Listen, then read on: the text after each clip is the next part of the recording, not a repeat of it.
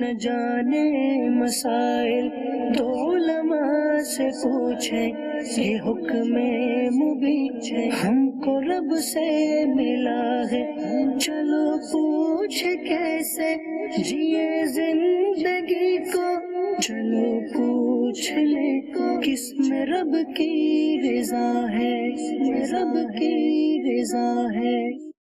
الحمدللہ رب العالمین والصلاة والسلام علی سید المرسلین، اما بعد فاعوذ باللہ من الشیطان الرجیم، بسم اللہ الرحمن الرحیم، الصلاة والسلام علیک یا رسول اللہ، الصلاة والسلام علیک یا حبیب اللہ، الصلاة والسلام علیک یا نبی اللہ، وعلی آلک واصحابک یا نور اللہ۔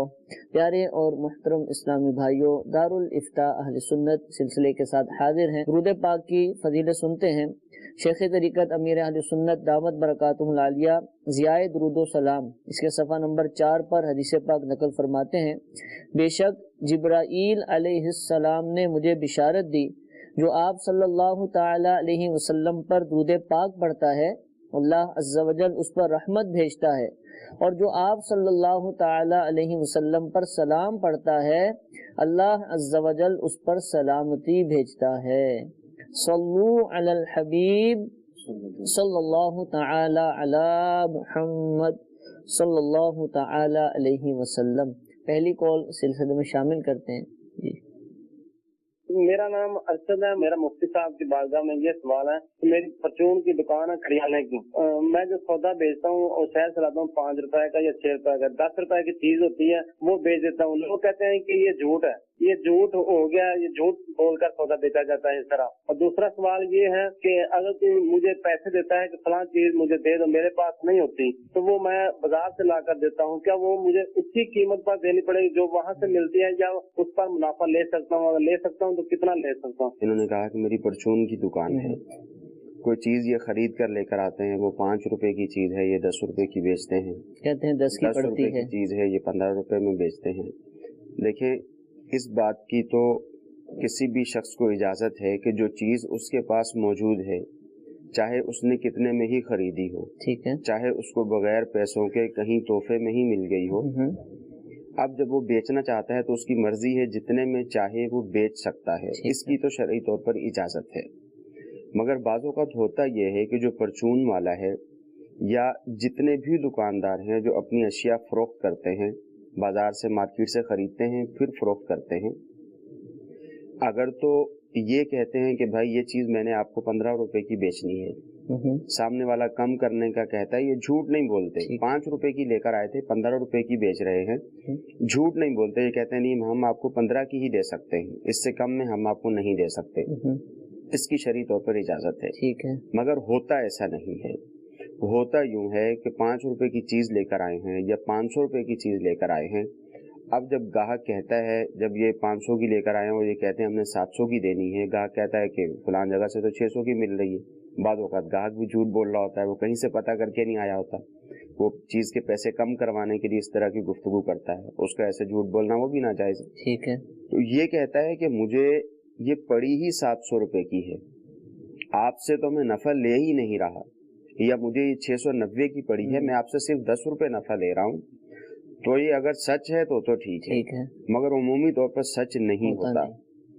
گاہک کو بہلانے کے لیے، گاہک کو اپنا سودا اسی ریٹ میں دینے کے لیے جس ریٹ میں آپ اس کو دینا چاہتے ہیں، یہ جھوٹ بولا جاتا ہے، غلط بیانی کی جاتی ہے، بل بھی دکھا دیا جاتا ہے، جھوٹ بھی بولا جاتا ہے۔ بعض لوگ نادان کلمہ طیبہ بھی پڑھ لیتے ہیں کہ ہمیں یہ چیز اتنے میں ہی پڑی ہے، تو یہ غلط بیانی ہے اور یہ جھوٹ ہے۔ اس کے باوجود اگر کوئی شخص 500 کی چیز لے کر آیا، اس کو 500 روپے میں دکان میں وہ چیز پڑی تھی، جو بھی اخراجات ہوئے 500 روپے کی پڑی تھی، اس نے کہا نہیں مجھے 690 کی پڑی ہے، میں تو آپ سے صرف 10 روپے نفع لے رہا ہوں، ٹھیک ہے، اب اگر سامنے والا شخص 700 روپے کی خرید کے لے جائے گا تو یہ جو نفع ہے اس کے لیے ہوگا تو حلال، ٹھیک ہے، مگر چونکہ اس نے جھوٹ بولا، ٹھیک، جھوٹی قسم کھائی، صحیح، تو اس جھوٹ بولنے کی وجہ سے، جھوٹی قسم کھانے کی وجہ سے جو یہ نفع کمائے گا اس میں برکت نہیں رہے گی۔ ٹھیک ہے، اگر اسی جگہ پر یہ 100 روپیہ کماتا तो उसमें बरकत होती, मगर इसने झूठ बोल के 190 रुपए को कमा लिए या 200 रुपए कमा लिए, तो अब इसमें बरकत नहीं रहेगी। ठीक है। तो अगर तो इनकी मुराद यही है कि ये झूठ नहीं बोलते, अपनी चीज महंगी बेचते हैं, जाहिर है कोई भी शख्स परचून की दुकान खोलकर बैठा है, जितने में लेकर आया उतने में तो नहीं बेचेगा। ठीक है। ज्यादा रकम में बेचता है तो अव्वल तो ये जो दुकानदार है उसको ये चाहिए, चाहे वो किसी भी शोबे का दुकानदार है, उसको ये चाहिए कि वो नॉर्मल नफा ले। सही। नॉर्मल नफा लेगा, उसकी चीज ज्यादा फरोख्त होगी।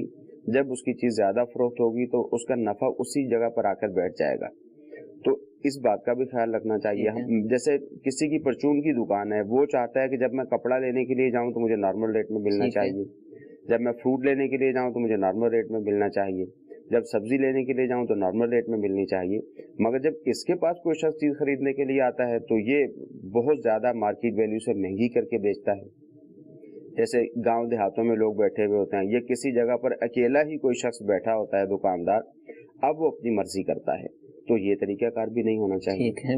नॉर्मल रेट होना चाहिए, और अगर बिलफर्ज रेट ज्यादा भी रखा तो उसमें गलत बयानी नहीं होनी चाहिए, झूठ नहीं बोलना चाहिए। जो अपने लिए चाहते हैं ना वो लोगों के लिए भी सोचा जाए कि जैसे हम चाहते हैं कि मुनासिब दाम पर चीज मिल जाए जो उसकी एक्चुअल कीमत बनती है मुनाफे के साथ ही, तो लोगों के साथ भी ऐसा करें। दूसरा सवाल ही होना चाहिए। दूसरा सवाल इन्होंने ये किया था कि कोई शख्स इनको रकम दे देता है कि आप मार्केट में जा रहे हैं, मेरे लिए फलां चीज ले आइएगा। ठीक है।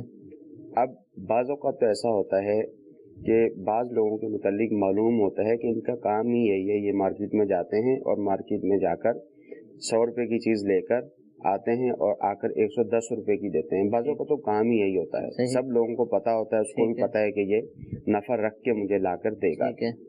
वो एक अलग सूरत है, और ये सूरत बहुत कम पाई जाती है। जैसे इन्होंने कहा मेरी परचून की दुकान है, अब इनका वो रिश्तेदार इनके पास आ गया कि भाई अपने लिए आटा लेने के लिए जा रहे हो, जहाँ 50 बोरी अपने लिए लाओगे, एक बोरी मेरे लिए भी लेकर आ जाना। ये फिर दुकान पे बैठे हुए चीज मौजूद नहीं है ना, ग्राहक कहते ये चाहिए तो कहते ठीक है मैं आपको ला दूंगा, तो ये सूरत शायद इन्होंने पूछी है। हाँ, वो उस सूरत में ये होगा जैसे दुकानदार है, एक दुकानदार जब मार्केट में जाएगा वहां से चीज इसको लाकर देगा, तो अगर तो मारूफ है, मशहूर है कि ये दुकानदार इसी तरह से रकम जो है वो लोगों से लेता है और मार्केट से सौदा लाकर देता है और इसके ऊपर नफा रखता है, ठीक है, तो दुरुस्त हो जाएगा। ठीक है। वरना ये भी दुरुस्त नहीं होगा। बाज़ औक़ात ऐसा भी होता है कि कोई फैमिली मेंबर ही आ गया, उसने आकर कहा कि मेरे लिए आप मार्केट जा रहे हैं, मेरे लिए भी एक मोबाइल ले आइएगा, या मेरे लिए भी फलां चीज लेकर आ जाइएगा। अब वो ये समझता है क्योंकि इसने मार्केट जाना ही है और ये वहां से सौदा लेकर आएगा ही अपना, तो मेरा सौदा भी लेकर आ जाएगा, मुझसे पैसे थोड़ी लेगा। मगर ये उससे रकम रख रहा होता है, 100 रुपए की चीज आई है, ये उससे 110 रुपए ले रहा होता है, तो ऐसा करने की इजाजत नहीं है। हाँ, अगर नफा लेना चाहता है तो साफ साफ सामने वाले से बता दे, मैं जाऊंगा, आऊंगा, लेकर आऊंगा, अखराजात होंगे तो उसकी मैं इतनी रकम आपसे लूंगा। नॉर्मली वो वकील ही बना रहा होता है, ना कि उसको खरीदो फरोख्त के लिए हुक्म दे रहा होता है। मैसेज ये है कि क्या औरत शोहर के कहने पर आईब्रो बनवा सकती है? खुद तो इरादा नहीं, लेकिन शोहर कहता भी बनाओ तो उसको बनवा सकते हैं। शोहर के कहने पर भी इजाजत नहीं है, क्योंकि आईब्रोज बनवाने की शरई तौर पर ममानत है। रसूल करीम सल्लल्लाहु तआला अलैहि वसल्लम ने अहादीस तैयबा में से मना फरमाया है। ठीक है। तो जिस काम से अल्लाह उसके रसूल ने मना फरमा दिया, अब कोई दूसरा शख्स कितना ही वो कहता रहे वो काम नहीं किया जा सकता। ठीक है। यानी इन अल्फाज में इसको बयान किया जाता है अमूमी तौर पर कुछ कुतुब के अंदर कि अल्लाह ताला की नाफरमानी में किसी दूसरे की इताअत नहीं हो सकती। ठीक है। यानी शोहर की इताअत वैसे तो औरत पर लाजिम है कि शोहर की इताअत करे, मगर जब शोहर ये कहे कि तुमने अल्लाह ताला की नाफरमानी करनी है, अहादीस तैयबा की मुखालफत करनी है, तो अब इसकी ये बात कतई तौर पर नहीं मानी जाएगी और ये शोहर की नाफरमानी में भी नहीं आएगा। ठीक है जी। एक और कॉल चलाइएगा। आज से 10 साल पहले किसी बंदे ने किसी बंदे का कोई 1000 रुपए का नुकसान किया हो, तो अभी जो कि 10 साल गुजर चुके हैं, वो बंदे को अभी वो पैसे लौटा भी नहीं सकता, और मतलब के जितने भी वो पैसे जितने का नुकसान किया था उनको बंदे ने माफ करवाना हो अल्लाह पाक से, तो वो किस तरह करेगा? वो 10,000 का या 1000 रुपए का अपना सदका कर देगा या किस तरह वो करेगा?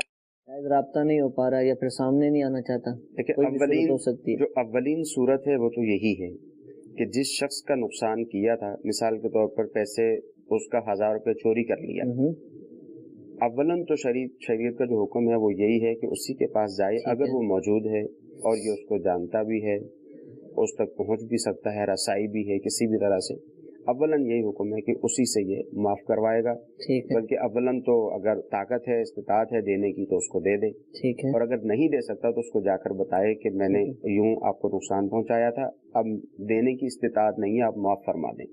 अब वो माफ कर देता है तो एक अलग चीज है। ठीक है, दूसरी बात ये कि अगर ऐसी सूरत नहीं है तो फिर दूसरा रास्ता ये होता है कि जिस शख्स का नुकसान किया था, जिस शख्स के पैसे चोरी किए थे या किसी भी तरह से पैसे उसके ले लिए थे, अब उसके वरसा तक पहुंचने की कोशिश करे, ठीक है, उनको वो रकम वापस करे या उनसे माफ करवाए। सही, अगर ये सूरत भी नहीं बनती ठीक है, तो अब इसको इस बात की इजाजत होती है कि वो रकम सदका कर दे और इसाले सवाब उसी शख्स की नीयत रखे, यानी उस शख्स की यानी अपनी नीयत तरफ करते से हुए, नहीं कर रहा, अपनी तरफ से तो होगा भी नहीं, ठीक है, ज़ाहिर अपनी तरफ से है ही नहीं करने की इसमें। इजाजत भी नहीं है, तो उसी शख्स की नीयत करते हुए वो जो रकम है वो सदका कर दे, यानी किसी शरई फकीर को दे दे जो शख्स ज़कात का मुस्तहिक। ठीक है जी।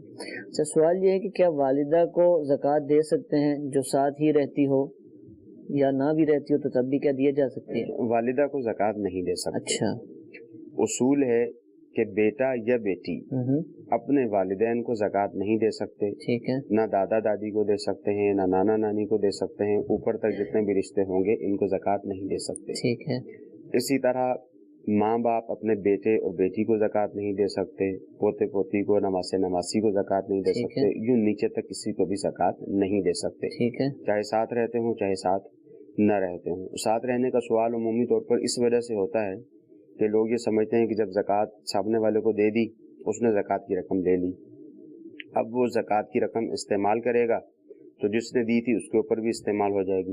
तो ये समझते हैं कि ये तरीक़ेकार दुरुस्त नहीं है। यहाँ तो वालिदा को ज़कात देने की ही इजाज़त नहीं। ठीक है, अगर बिलफर्ज बहन भाई साथ रहते हैं और भाई अपनी बहन को ज़कात देता है और बहन उसी घर में उस रकम को इस्तेमाल करती है, भाई भी उसमें से खाता है, तो इसकी शरई तौर पर इजाज़त है। ठीक है, यानी जब भाई ने ज़कात बहन के हाथ में दे दी तो ज़कात अदा हो गई, अब वो बहन की मिल्कियत है, अब चाहे जो है वो घर में इकट्ठा खाना बनता है, कुछ भी है, या उसकी दावत करती है, उसको खिलाती है, तो इसमें कोई हर्ज नहीं। ठीक है। अच्छा, वालिदा को आप कह रहे हैं कि ज़कात नहीं देनी है, तो दूसरों को दे रहे हैं, वालिदा को नहीं दे रहे हैं, तो ये क्या करें? तो वालिदा क्या, उसके अखराजात कैसे पूरे होंगे? हाँ देखिए, वैसे तो अगर इस सवाल को बगौर देखा जाए कि वालिदा को ज़कात दे सकते हैं या नहीं दे सकते, इसी तरह बहन भाइयों का भी मामला होता है। जी जी। देखिए, बाज़ औक़ात तो ऐसी सूरत वाक़ियतन होती है कि जैसे इंसान बहन भाइयों के लिए अलग से रकम नहीं निकाल पाता, ठीक है, तो वो ज़कात की रकम में से कुछ न कुछ अपने बहन भाइयों की मदद कर देता है, ये दीगर रिश्तेदारों की मदद कर देता है, वो एक अलहदा चीज़ है। अब जहाँ तक वालिदैन का ताल्लुक है, तो आप ये समझ सकते हैं कि जिस शख्स ने 2500 रुपया ज़कात निकाली, उसके पास 1 लाख रुपया मौजूद था। ठीक है, इसी वजह से वो 2500 रुपये ज़कात निकाल रहा है। सही। तो अब ये जो 97,500 इसके पास बचे हुए हैं, अब इस पे लाजिम है कि वालिदा की खिदमत उसी से करे, क्योंकि वालिदा का अगर नाम नफ़का इसी के ऊपर लाजिम है तो दूसरा शख्स मौजूद भी नहीं है, यानी शरई तौर पर अगर इसी के पास लाजिम है, एक ही बेटा है, इसी पर नफ़का लाजिम है, तो इस पे लाजिम है कि उनकी ज़रूरियात को पूरा करे।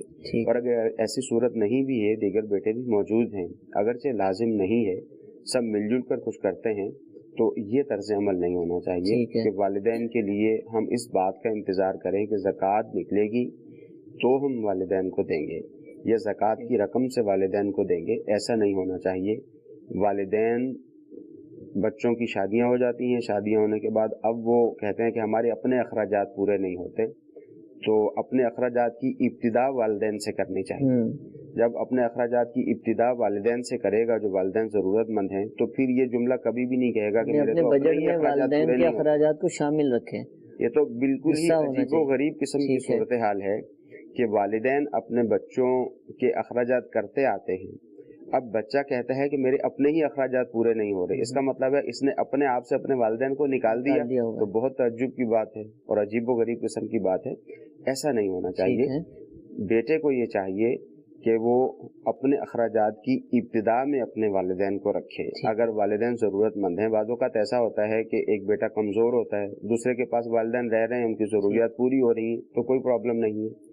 और अगर ऐसी कैफियत हो जाए कि एक बच्चा कहता है, अगरचे उसके अखराजात मुश्किल से पूरे होते हैं, या ये सवाल भी पैदा हो सकता है भी मेरे अखराजात वाकई मुश्किल से पूरे होते हैं, ठीक है, किराए का मकान है, दीगर अखराजात हैं, तो मेरे अखराजात वाक़यातन मुश्किल से पूरे होते हैं। अगरचे वाक़यातन मुश्किल से पूरे होते हैं, जब अपने वालिदैन को अपने अखराजात में शामिल कर लेगा, अपनी फैमिली में शामिल कर लेगा, क्योंकि शादी के बाद वो कहता है नहीं मेरी ये फैमिली है, मेरी फैमिली के अखराजात पूरे नहीं हो रहे, तो भाई वालिदैन तो सबसे पहले फैमिली में आएंगे ना।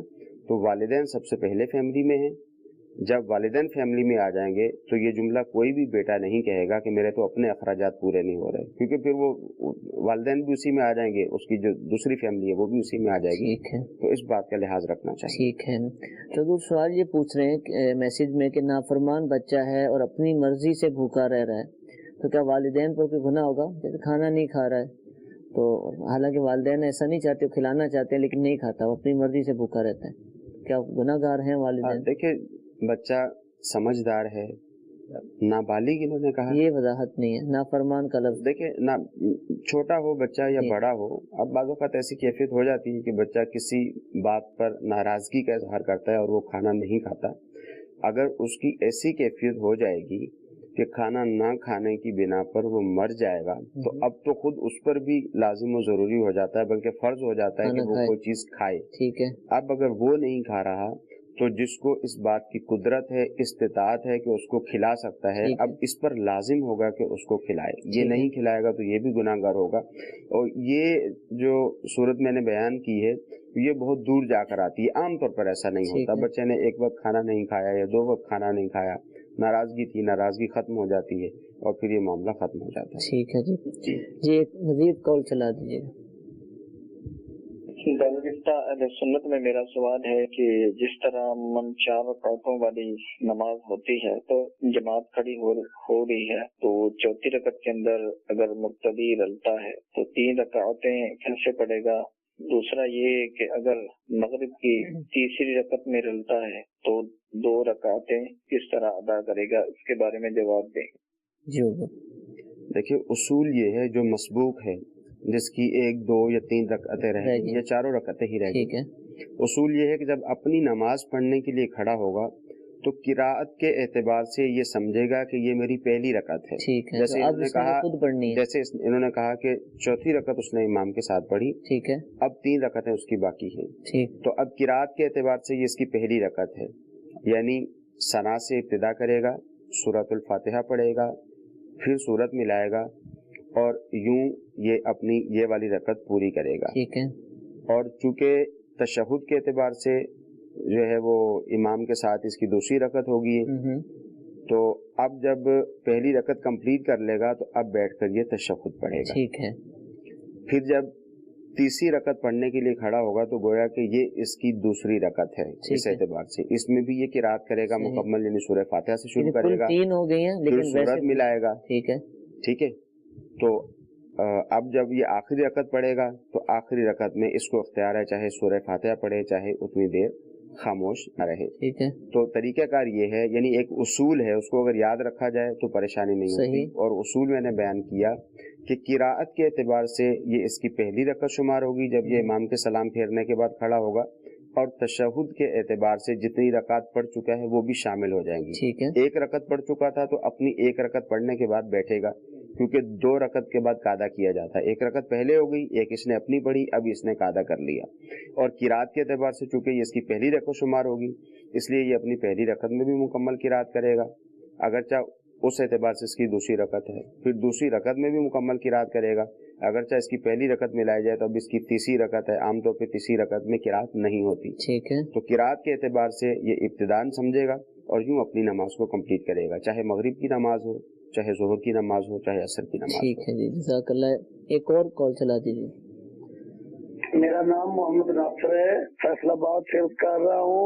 जमात करवाने के दौरान किसी भी रकत में सूरतुल फील या कोई भी सूरत तलावत करते हुए दरमियान से 1 या 2 आयतें छोड़ दी जाएं और आगे से तलावत शुरू कर दी जाए तो इस सूरत में नमाज हो जाएगी या मकरूह होगी या नहीं होगी, इसका क्या हुक्म है? देखो उसमें यही है कि जो वाजिब किराअत है वो अगर कंप्लीट हो गई है और बीच में से एक आयत छूट गई या 2 आयतें छूट गई तो इसमें कोई मसला नहीं है, यानी नमाज बिला कराहत दुरुस्त हो जाएगी। बाज़ औक़ात पढ़ते हुए इंसान भूल जाता है और भूल कर उसको आगे वाली आयत याद आती है फिर वो वहाँ से शुरू कर लेता है, तो इसमें कोई कबात नहीं है, नमाज बिला कराहत हो जाएगी। ठीक है जी। अच्छा, सवाल मैसेज में ये पूछा जा रहा है कि बॉडी पर जख्म है और जख्म ऐसा है कि पानी लगाने से ख़राब हो जाएगा, वुज़ू करना है तो क्या करें आप? देखिए, इसका तरीक़ाकार है, शरीयत ने आसानी अता फरमाई है कि अगर कोई शख्स वुज़ू करता है और आज़ाए वुज़ू पर किसी जगह पर ज़ख्म है, अगर पानी बहाएगा तो पानी बहाना अगर नुकसान करता है तो उसका तरीक़ाकार ये है कि गीला हाथ करके उसके ऊपर फेर ले, उसके ऊपर मसा कर ले। चाहे जख्म के ऊपर अगर मसा कर सकता है तो उसके ऊपर मसा कर ले, और अगर मसा करना भी नुकसान देता है, पट्टी वगैरह उसके ऊपर की हुई तो पट्टी पर मसा कर ले। और अगर ये भी नुकसानदेह है, बाज़ औक़ात ऐसा होता है कि ये भी नुकसानदेह होता है, तो फिर मसा की भी छूट है, यानी इसकी भी इजाज़त है कि वो भी ना करे। मगर आमतौर पर होता ये है कि जख्म में उसके ऊपर पट्टी हुई भी है तो उसके ऊपर तो पट्टी गीली तो नहीं करनी ना, बस गीला हाथ उस पर लगाना। जी जी बिल्कुल, हल्का सा हाथ गीला लोग इसलिए डरते हैं शायद उसको भी वो गीला करना है, तो पट्टी धोनी तो नहीं। देखिए, मसा से मुराद यही है, जैसे हम सर का मसा करते हैं, वुज़ू में सर का मसा किया जाता है तो हाथ गीले होते हैं, सर के ऊपर फेर दिए जाते हैं, इसी को मसा करना क्या। ठीक है जी। मुफ्ती इरफान साहब भी सरदाराबाद से हमारे साथ हैं, कुछ कॉल्स अब एक साथ हम इनके लिए लेंगे जी। मोहम्मद वसीम असलम नाम है मेरा और मंजूर कॉलोनी का रिहायशी हूँ। मेरा सवाल ये है मुफ्ती साहब से कि मैंने गाड़ी में स्पीकर लगाए हुए हैं और स्पीकर सीट के नीचे हैं, तो उसमें मैं नहाते हैं और तिलावत पुरानी आयतें मैं सुन सकता हूँ, मेरा ये सवाल है जी। मुफ्ती साहब, ये भी एक एहतियात का पहलू इनके दिन में है शायद, इसलिए पूछ रहे हैं। बिस्मिल्लाहिर्रहमानिर्रहीम। साकिब भाई, इन्होंने पूछा कि गाड़ी में स्पीकर लगे हुए हैं तो अब उसमें नातें वगैरह पढ़ी जाती हैं और ये सुनते हैं, तो बज़ाहिर तो इसमें किसी किस्म का कोई हर्ज लाजिम नहीं आता कि स्पीकर लगे हुए। एक अच्छी बात है कि बंदा गुनाहों से बच जाता है और गाने लगाने से बच जाता है और दीगर लहवो लाइब से और गलत ख्यालात से नातें चल रही होंगी या कुरान मजीद फुरकान हमीद की तिलावत चल रही होगी, और गाड़ी में भी पूरा एक सिस्टम सिर्फ इनके ही हवाले होता है और चाहे तो चलाएं और चाहे तो ना चलाएं, तो एक अच्छा वक्त गुजर जाता है। अब इसमें यह है कि अगर दीगर सवारियां इनके साथ और भी बैठी हुई हैं तो उनका ये लिहाज कर ले कि बाज़ दफ़ा ऐसा भी होता है कोई बीमार हो तो आप कहीं आवाज़ की वजह से उसे तकलीफ महसूस ना होती हो, वरना और तो किसी किस्म की कोई बेअदबी या कोई वजह शरई ऐसी नजर नहीं आती कि जिसकी बिना पर इसको नाजायज कहा जाए। सवाल उनका ये था कि स्पीकर सीट के नीचे लगे हुए हैं और स्पीकर सीट के नीचे है तो सीट पर बैठेंगे तो स्पीकर नीचे हो जाएंगे, तो ऐसी सूरत में अब उससे नात की आवाज निकलना, तिलावत की आवाज आना, ये थोड़ा सा ये पूछना चाह रहे हैं, इसमें भी हर्ज तो नहीं है? अब जाहिरन तो इसमें भी कोई बेअदबी का पहलू नजर नहीं आता, लेकिन एहतियात का तकाजा ये है कि आमतौर पे जो स्पीकर लगे होते हैं वो बिल्कुल बैक पे जो आखिरी सीट होती है उसके ऊपर लगे होते हैं, तो डिक्की जिसको हम कहते हैं वहां पर लगे होते हैं। अगर वहां पर लगा लिए जाए तो ये ज्यादा बेहतर है। ठीक है, और गाड़ियों में लग भी जाते हैं जी। एक और कॉल चलाइएगा। मैंने ये पूछना है कि ये बैंक में जो अकाउंट में रकम रखी जाती है, क्या ये प्रॉफिट लॉस अकाउंट है, उसमें ये जायज है या नाजायज है? जी हुजूर। देखिए, हमारी तहकीक के मुताबिक जो बैंक के अंदर प्रॉफिट एंड लॉस अकाउंट खुलवाया जाता है ये आमतौर पे नाजायज है। इसके अंदर जो उमूमी वजह है वो सूद की है। सही। और सूद की हुर्मत तो कुरान और हदीस से बिल्कुल वाज़ेह है। तो उलमा ऐसा अकाउंट के जिसके अंदर प्रॉफिट एंड लॉस की बुनियाद पर अकाउंट खुलवाया जाए इसकी शरई तौर पर इजाज़त नहीं देते। और हदीस मुबारक में और कुरान मजीद फुरकान हमीद की आयात बय्यिनात के अंदर सूद की हुर्मत मौजूद है और तमाम मुसलमानों पर लाजिम है कि इन तमाम कामों से बचें कि जिनमें सूदी मामलात शरीक होते हैं। ठीक है जी। हुजूर, एक मैसेज भी शामिल करना चाहूँगा, आपसे पूछूंगा कि सवाल ये कह रहे हैं कि अगर कोई औरत शोहर के कहने पर निकाब ना पहने तो क्या इसका गुनाह उस पर आएगा? शोहर कहता भी पर्दा नहीं करना, निकाब नहीं ओढ़ना, जैसे भी हो ऐसे ही नजर आओ, तो क्या औरत गुनाहगार होगी? शोहर की बात मानी जाएगी? अल्लाह अकबर। देखें, ऐसी सूरत के अंदर तो गुनाह के काम के अंदर किसी की भी इताअत व फर्मा बरदारी लाजिम नहीं, बल्कि हदीस मुबारक में इरशाद फरमाया कि अल्लाह तबारक व तआला की नाफरमानी के काम के अंदर किसी की भी इताअत व फर्मा बरदारी बंदे पर लाजिम नहीं। ऐसी सूरत में औरत को चाहिए कि अपनी ज़ात को जहन्नम की आग का ईंधन बनने से महफूज फरमाए और नाफरमानी के काम के अंदर उसकी इताअत व फर्मा बरदारी ना करे, बल्कि इवन के यहाँ तक फरमाया गया कि अगर माँ बाप भी बंदे को अगर गुनाह का काम कहते हैं तो तब भी उनकी ताबेदारी इस गुनाह के काम के अंदर ना करें। ठीक है।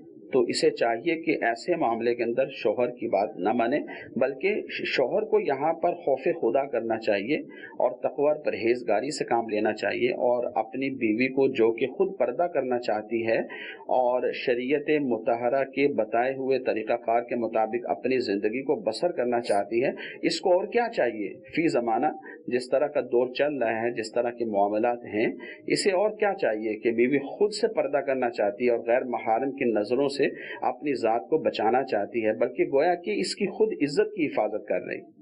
ठीक है। और बाज़ दफ़ा जैसा कि सवाल में कहा गया है कि शोहर तरगीब दिला रहा है और ऐसों को समझाना भी थोड़ा मुश्किल हो जाता है। उसका तरीका ये है कि या तो किसी आलिम साहब से उसकी मुलाकात करवाई जाए, कोई बड़ा बूढ़ा है वो उसको समझाए। एक और तरीका भी अर्ज़ करूँगा और ये भी बहुत अच्छा ही है कि अमीर अहले सुन्नत की बहुत ही प्यारी तसनीफ़ है इस हवाले से, पर्दे के बारे में सवाल जवाब। ये ख़वातीन जो हैं, इस्लामी बहनें, इनको चाहिए कि ख़ुद भी पढ़ें, अपने महारिम, अपने जो शोहर हैं, दीगर घर के अफराद हैं, मर्द हैं, उनको भी पढ़ने की तरगीब दिलाएं। इंशाल्लाह ये किताब पढ़ेंगे, इसके अंदर कुरान और हदीस के तहत जो अहकाम बयान किए गए हैं, जो भी पढ़ेगा इंशाल्लाह अज़्ज़ व जल उसके दिल में जज्बा पैदा होगा कि पर्दे के हवाले से जो भी शरीयत के अहकाम हैं उन पर अमल करें। तो ये भी एक तरीका है कि जिसके ज़रिए हम ये मसला हल कर सकते हैं। हो सकता है कि शोहर जो तरगीब दिला रहा है जब खौफ खुदा होगा, इंशाल्लाह कुछ पढ़ेगा, समझेगा, तो इंशाल्लाह अज़्ज़ व जल इस जो एक मुसीबत है इससे भी आपको नजात मिल सकती है। जी एक और कॉल चलाइएगा। बैंक से गाड़ी लेना कैसा है, लेनी चाहिए या नहीं लेनी चाहिए, ये कैसा? उमूमी तौर पर बैंकों के अंदर ऐसी शराइत व ज़वाबित मौजूद होती हैं जो शरीयत के उसूल व ज़वाबित के मुताबिक नहीं होती। ठीक है। इस वजह से बैंकों के साथ इस तरह के मामलात करने से मना किया जाता है। सही। जैसे पहले सवाल हुआ था कि बैंक में अकाउंट खुलता है, प्रॉफिट भी होता है, लॉस भी होता है, और इस तरह से हम अकाउंट खोल सकते हैं या नहीं खोल सकते, क्योंकि जो अवामुन नास है, अवामुन नास के जहन में ये बात बैठी हुई है, जो उलमा के साथ उठते बैठते हैं, उलमा से सुनते हैं कि जब आप कारोबार करने के लिए जाएंगे तो प्रॉफिट लॉस दोनों होने चाहिए। तो इसी बात को मद्देनजर रखते हुए हमारे जो इस तरह के इदारे हैं, बैंक्स वगैरह हैं, वहाँ जब आप अपना अकाउंट खुलवाने के लिए जाते हैं तो वो आपको नफ़ा देने की बात करते हैं। आप कहते हैं नहीं ये नफ़ा तो सूद है, तो फिर वो कहते हैं कि नहीं हम आपको प्रॉफिट भी देंगे, लॉस भी देंगे। ठीक है। तो ये एक धोखाधड़ी की सूरत होती है। धोखाधड़ी की सूरत किस तरह से है, आप अगर 10 लाख रुपए लेकर जाएं बैंक में और बैंक वाले आपसे कहते हैं कि ठीक है आप ये 10 लाख रुपए जमा करवा दें, और प्रॉफिट भी हो सकता है, लॉस भी हो सकता है। ये भी मुमकिन है कि 1 साल के बाद आप सिफर पे आ जाएं, आप जीरो पे आ जाएं, और ये भी मुमकिन है कि 1 साल के बाद आप 1 करोड़ पर चले जाएं। तो जब वो कस्टमर को ये कहेंगे कि लॉस यूं भी हो सकता है कि आप जीरो पर आ जाएंगे, तो कोई भी शख्स अपने पैसे जमा नहीं करवाएगा। तो असल चीज ये होती है कि आपकी रकम हमेशा महफूज रहती है। ठीक है। ऐसा नहीं होता। वो जो प्रॉफिट एंड लॉस का जो लफ्ज इस्तेमाल किया जाता है वो इस एतबार से ये लोग इस्तेमाल करते हैं कि कभी आपको जो सूद की रकम है वो 2% मिलेगी, कभी 2.5% मिलेगी, कभी 1% मिल जाएगी। तो इसको वो प्रॉफिट एंड लॉस कह रहे होते हैं। हालांकि हकीकत में ये नहीं है, ये नफा नुकसान नहीं है। नफा नुकसान तो ये देखिए, जरूरी नहीं है कि नुकसान हो। बहुत सारे लोग कारोबार करते हैं, आप किसी के साथ काम करते हैं, आप सालों उसके साथ काम करते रहते हैं, आपको नुकसान होता ही नहीं, मगर तय होता है कि भाई नुकसान हो सकता है, होगा तो फिर नुकसान होगा तो आप नुकसान में शामिल होंगे। मगर यहाँ पर ऐसा नहीं होता। यहाँ पर आपके 10 लाख रुपए अपनी जगह पर मौजूद रहेंगे और कभी आपको कम नफा मिलेगा, कभी आपको ज्यादा नफा मिलेगा, और जब आप रकम लेने के लिए जाएंगे 10 लाख से ज्यादा ही रकम आपको मिलेगी। ठीक है। तो इससे ये पता चलता है कि जब आपने 10 लाख रुपए वहां पर जमा करवाए, सामने वाले ने आपसे जो भी गुफ्तगू की, मगर जब ये तय हो गया कि ये 10 लाख रुपए आपके हमारे पास मौजूद रहेंगे और ये 10 लाख रुपए हम आपको वापस करेंगे, तो शरीयत इसको कर्ज कहती है। सही। तो ये कर्ज है और कर्ज के ऊपर जितना भी नफा आए चाहे एक महीने में कम आए, दूसरे में ज्यादा आए, तीसरे में उससे ज्यादा आ जाए, चौथे महीने में सबसे कम आ जाए, तो जितना जितना भी नफा आ रहा है वो सारे का सारा यदि जो सूद ही होगा। हो रही है उसका नाम नहीं देखा जाएगा, उसमें हो क्या रहा है उसको देखा जाएगा, नाम भले उसका कुछ शरई तौर पर उसको देखा जाएगा, उसको कि पार्टनरशिप शरीयत इस कहते हैं, मामले लेकिन को क्या हकीकत में कहती हो है। कर्ज। अगर कोई शख्स मुदारबत कह रहा ठीक है, है, अगर कोई शख्स पार्टनरशिप कह रहा है, शिरकत कह रहा है, या अगर कोई शख्स कह रहा है कि ठीक है आप अपना पैसे मुझे दे दें, नफा भी हो सकता है, नुकसान भी हो सकता है, मगर असल देखा जाएगा ना कि तरीक़ेकार क्या है। जब तरीक़ेकार हमें मालूम है और सबको मालूम है कि आप 10 लाख रुपए दें और आपको बैंक वाला कह दे कि भाई आप जीरो पर भी जा सकते हैं, आप कभी भी नहीं देंगे, तो इसका मतलब ये है कि सामने वाले को भी पता है, कस्टमर को भी मालूम है कि 10 लाख रुपए दूंगा तो 10 लाख रुपए अपनी जगह पर कायम रहेंगे। जब 10 लाख अपनी जगह पर कायम रहेंगे तो इसके ऊपर जितनी भी जायद रकम मिलेगी ये सूद कहलाएगी। इसी तरह गाड़ियों का मामला है कि गाड़ियों के मामले के अंदर भी बैंकों के अंदर जो शरई उसूल और ज़वाबित हैं उनकी पासदारी नहीं होती, उसकी पाबंदी नहीं होती, इस वजह से गाड़ियां वगैरह लेने से भी मना किया जाता है। ठीक है जी, मुफ्ती इरफान साहब के लिए कॉल चलाइए। तनवीर अत्तारी श्रीनगर हजरत बल से अर्ज कर रहा हूँ। हजरत मुफ्ती साहब की बारगाह में अर्ज था कि लंगरी रजिया के लिए मैं पैसे जमा करता हूँ, रोजाना 10-10 या 20-20 रुपए डालता हूँ। अगर उनकी जरूरत मुझे पड़े क्या वो मैं निकाल सकता हूँ? बाद में मैं वापस भी करूँगा, रहनुमाई फरमाइए। जी इरफान साहब। साकिब भाई, मुझे समझ ये आया कि ये कहना ये चाहते हैं कि मैं मदनी बॉक्स में दावत इस्लामी के लिए पैसे जमा करता हूँ अपने खुद से जाती, और जब जरूरत पड़े तो मैं फिर खर्च कर लेता हूँ, लेकिन बाद में फिर अदा भी करूँगा। देखिए, अगर तो ऐसा है कि बॉक्स इन्होंने खुद से रखा हुआ है और खुद से ही अपने ही पैसे उसमें डालते रहते हैं, तो उसमें बेहतर तो यही है कि जो डाला है वो जिस गर्ज से, जिस नीयत से डाला था, वो चूंकि काम होने से पहले एक नीयत की थी और ये डालते रहे हैं, तो इनको चाहिए कि वो जमा करवा दें, उनमें ना खर्च करें।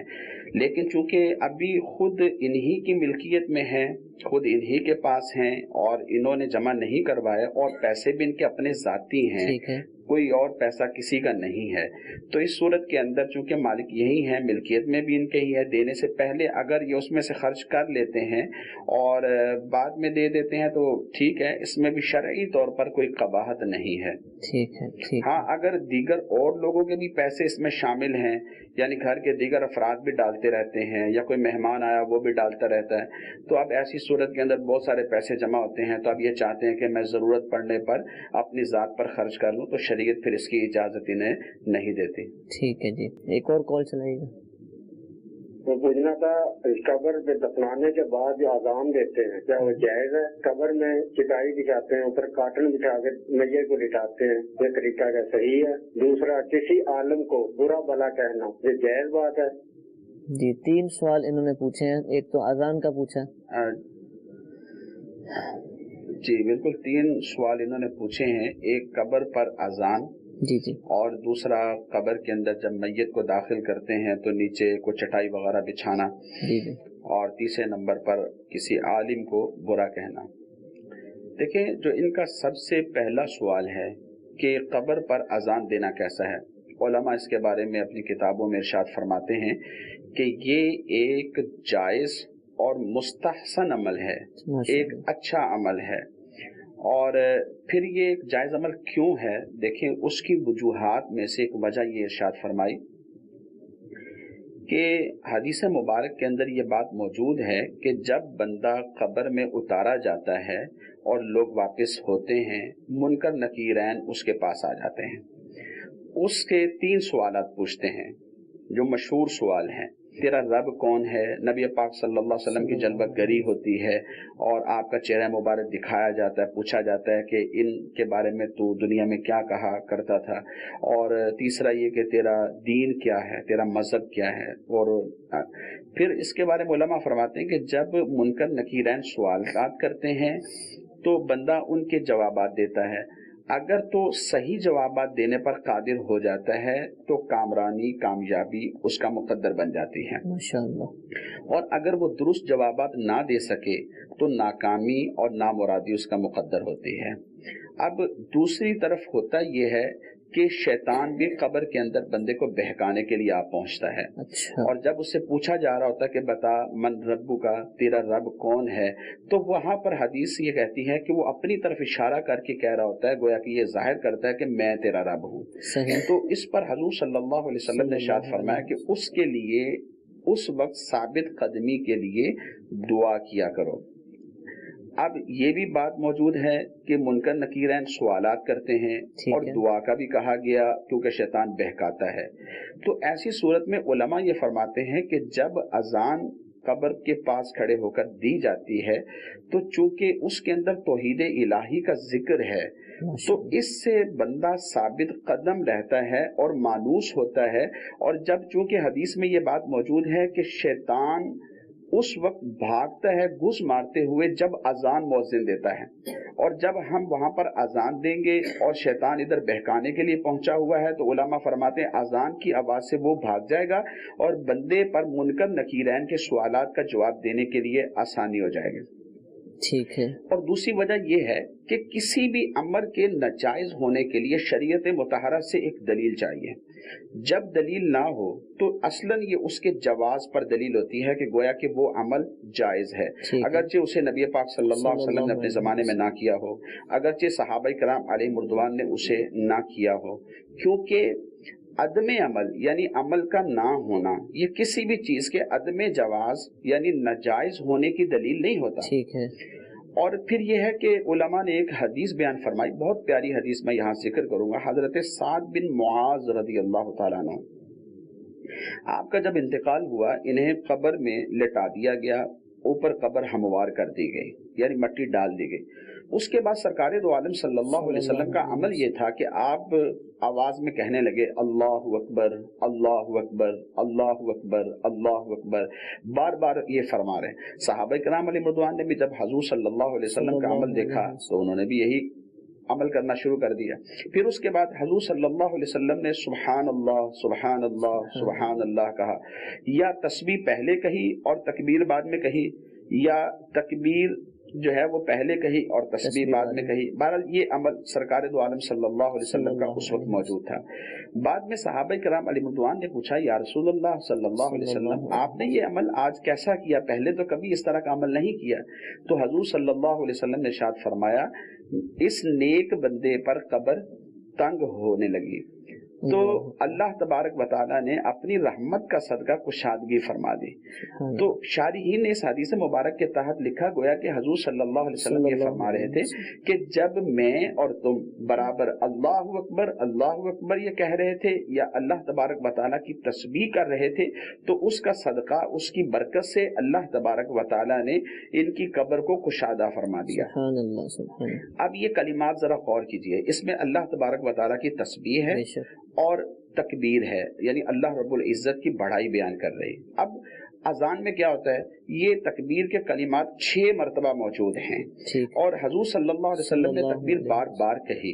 تو اب اگر ہم تکبیر کہہ لیں گے تو اس میں عدم جواز کی کون سی دلیل ہے، بلکہ اس حدیث مبارک سے ثبوت ملتا ہے کہ سرکار دو عالم صلی اللہ علیہ وسلم نے تکبیر کہی. زیادہ سے زیادہ یہ ہوگا کہ کچھ کلمات اس میں اضافی ہیں. اب اضافی اگر کلمات کہے جائیں اور مسلمان بھائی کو اس میں نفع پہنچایا جائے تو یہ تو اچھی بات ہے کہ قبر کے اندر اموات مسلمین کو فائدہ پہنچے گا. سیدی اعلیٰ حضرت رحمت اللہ تعالی علیہ نے اس موضوع پر پورا ایک رسالہ تحریر فرمایا جس کا نام ہے ایزان الاجر فی اذان القبر. 5ویں فتاوی رضویہ شریف کی 5ویں جلد کے اندر یہ رسالہ موجود ہے، اس کا مطالعہ کیا جائے تو انشاءاللہ بہت زیادہ مفید ثابت ہوگا. اور دوسرا ان کا سوال یہ تھا کہ قبر کے اندر جب میت کو لٹایا جائے تو نیچے چٹائی وغیرہ بچھا سکتے ہیں، تو شریعت مطہرہ نے اس کی اجازت نہیں دی. علماء نے اس کو ممنوع قرار دیا ہے، مکروہ قرار دیا ہے، ایسا نہیں کرنا چاہیے. ہاں اگر کوئی شرعی عذر ہو، کوئی وجہ ہے، مثال کے طور پہ نیچے پانی ہے اور زمین بہت نم ہے، اس کے بغیر چارہ نہیں ہے، تو شرعی طور پر اجازت نکل سکتی ہے، لیکن اس کے لیے اپنے علماء سے رجوع کرنا چاہیے. ٹھیک ہے.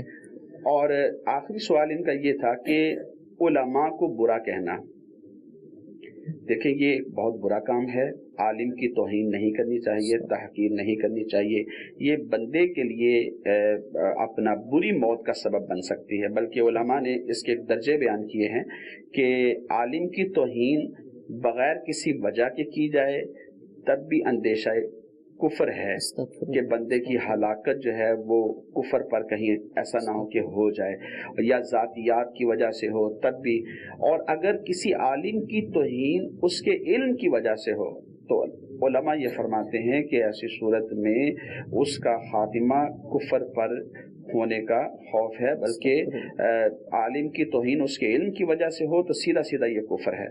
तो ऐसी सूरत में हमें तमाम मुसलमानों को चाहिए कि अपने उलमा की कदर करें, बल्कि उनसे जाएं, उनसे राब्ता रखें, उनसे सीखें, उनकी सोहबत इख्तियार करें कि उनकी सोहबत भी दुनिया और आखिरत में निजात का जरिया है। इंशाअल्लाह अल्लाह ताला हम सबको नेक लोगों की सोहबत इख्तियार करने की तौफीक अता फरमाए। सिलसिले का वक्त ख़त्म हुआ, अल्लाह ताला हम सबको अमल की तौफीक अता फरमाए।